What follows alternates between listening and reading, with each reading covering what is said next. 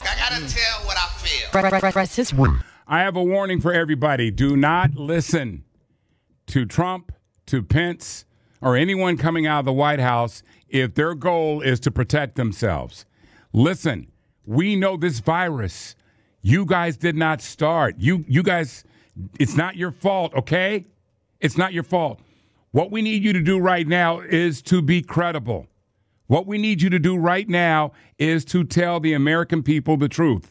What we need you to do right now is not get up and tell us a falsehood, and then Dr. Anthony Fauci gets up there again and refutes just what you said 2 minutes ago.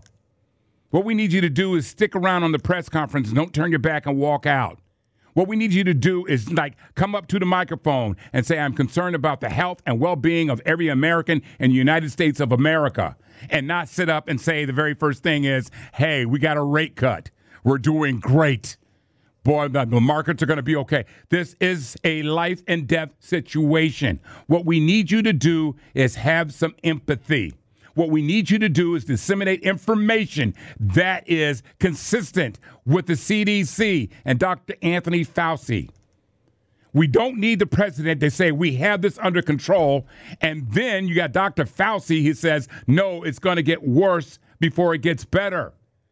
Dr. Fauci said hundreds of thousands of people can die. Yes, it is possible. Our job, our challenge is to try and make that not happen. But to think if we go about our daily lives and not worry about everything, that it's not going to happen, it could happen and it could be worse. I might make a point that people sometimes think that you're overreacting. I like it when people are thinking I'm overreacting. Exactly. What we need you to do is comfort us. This is very scary.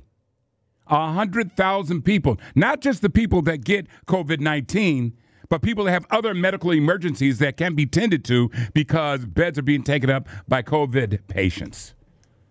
And the other thing that we need to do is not listen to Fox News. They are devastatingly killing people with the information and misinformation because their whole sole goal is to protect the president.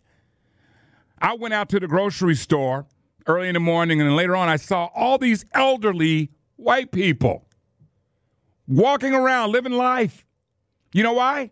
Because they heard on Fox News it's okay. Representative Devin Nunes from Fresno got on TV and said, hey, listen, go spend your money on the economy.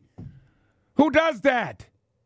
Go out there, man. You can go to pubs and bars. No, you can't. Don't do that. And then all the black folks lined up at a strip club in Miami because somebody said black people don't get it.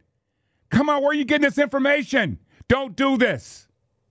You have a loved one, you have an elderly one that you could pass to. Even though you feel fine, you could have these symptoms.